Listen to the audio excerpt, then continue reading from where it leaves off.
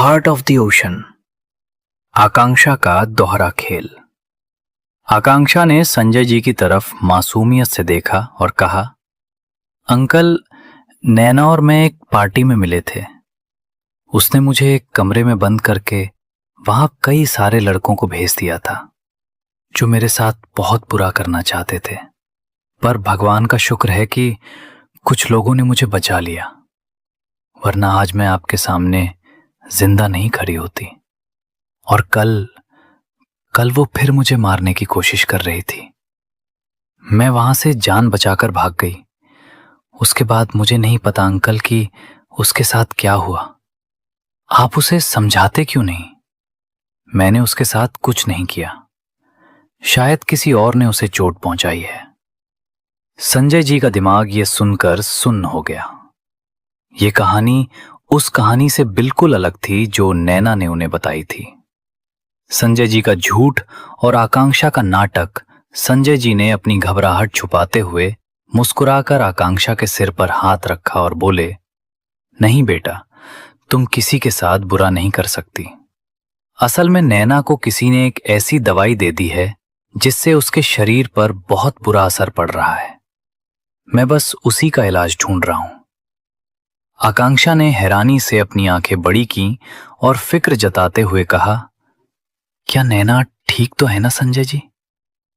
उस बेवकूफ लड़की को देख रहे थे जो उनकी और उनके परिवार की बदतमीजियों और मार को सहकर भी अभी भी उनके बारे में अच्छा सोच रही थी। उन्होंने कहा, हाँ, वो जल्दी ठीक हो जाएगी। तभी उनके दिमाग में ख्याल आया। उन्होंने ध्यान से उसे देखा और पूछा, तुम आजकल कहाँ रह रही हो? आकांक्षा ने मुस्कुराते हुए कहा, जिन्होंने मुझे बचाया था मैं उन्हीं के साथ रह रही हूं। वे बहुत अच्छे इंसान हैं और मेरा बहुत ख्याल रखते हैं। फिर वो अपने दोनों हाथों को आपस में मलते हुए हिचकिचाकर बोली, अंकल, क्या मैं आप लोगों के साथ रहने वापस आ जाऊं? मुझे आप सबकी बहुत याद आती है। संजय जी का डर आकांक्षा की ये बात सुनते ही संजय जी के कदम लड़खड़ा गए। पुलिस अभी भी राठी खानदान की वारिस की मौत का सच पता लगाने की कोशिश कर रही थी। उनके पास डीएनए सैंपल और कुछ पुरानी फोटोज भी थीं जो उन्होंने बहुत मुश्किल से हासिल की थीं। अगर वे आकांक्षा को वहां मेंशन में देख लेते तो सारा मामला खुल जाता और संजय जी बुरी तरह फंस जाते। उन्होंने हदबकाते हुए कहा, नहीं बेटा, तुम अभी वहां मत आओ। तुम्हें देखकर लग रहा है कि तुम यहां काफी खुश हो। उन्होंने आकांक्षा के सुंदर चेहरे को देखा और सोचा, शायद वो आदमी इसकी खूबसूरती पर मर मिटा होगा और इसका इस्तेमाल कर रहा होगा। उन्हें क्या फर्क पड़ता था? वैसे भी आकांक्षा का अब कोई परिवार नहीं था।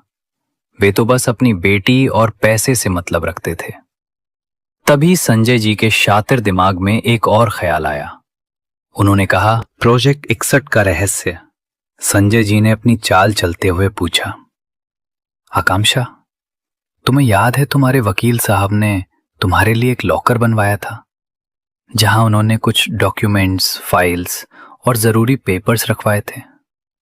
आकांक्षा को याद आया कि उसके मम्मी पापा की डेथ के 2 साल बाद वकील साहब उसे दिल्ली के सबसे बड़े सेफ डिपॉजिट वॉल्ट में ले गए थे।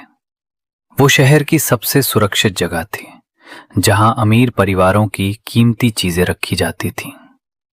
उसने हां में सिर हिलाया। वो जानना चाहती थी कि आखिर संजय अरोड़ा को उससे अब क्या चाहिए। संजय जी की आंखें चमक उठी। उन्होंने कहा, क्या तुम मुझे वहां ले जा सकती हो? मुझे कुछ पेपर्स की जरूरत है। तुम तो जानती हो तुम्हारे पापा की कंपनी की हालत अभी ठीक नहीं है।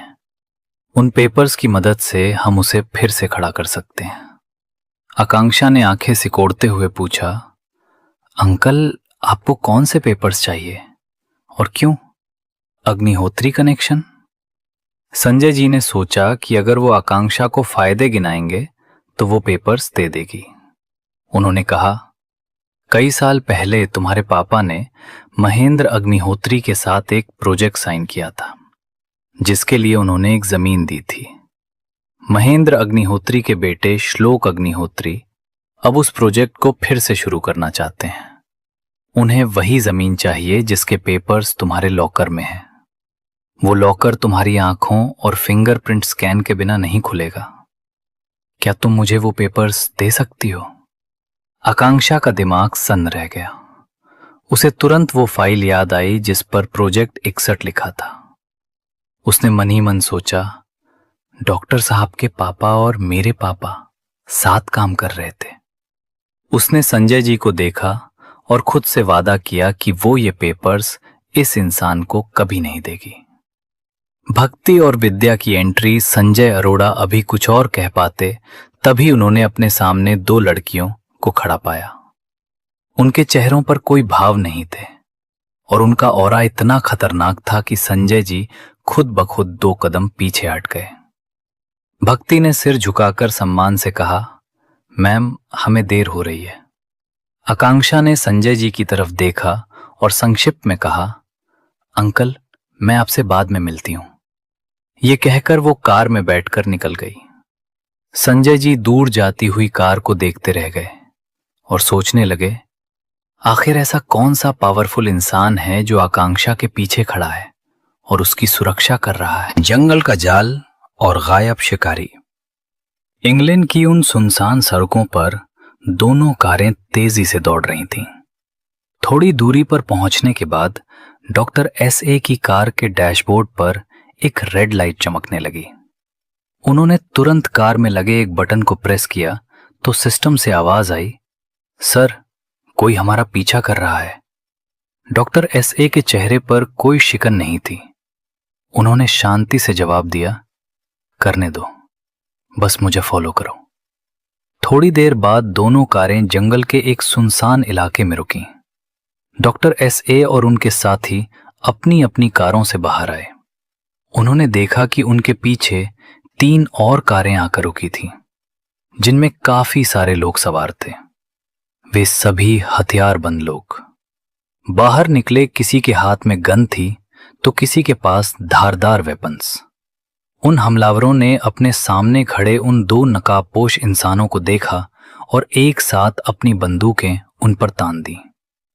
लेकिन जैसे ही उन्होंने ट्रिगर दबाने के लिए निशाना साधा, उनकी आंखें फटी की फटी रह गईं। पलक झपकते ही वहां खड़ा कोई भी इंसान उन्हें दिखाई नहीं दिया। वे दोनों हवा की तरह गायब हो चुके थे। पूरे जंगल में अब सिर्फ एक डरावना सन्नाटा था। आगे की कहानी जानने के लिए सुनते रहिए हार्ट ऑफ द ओशन।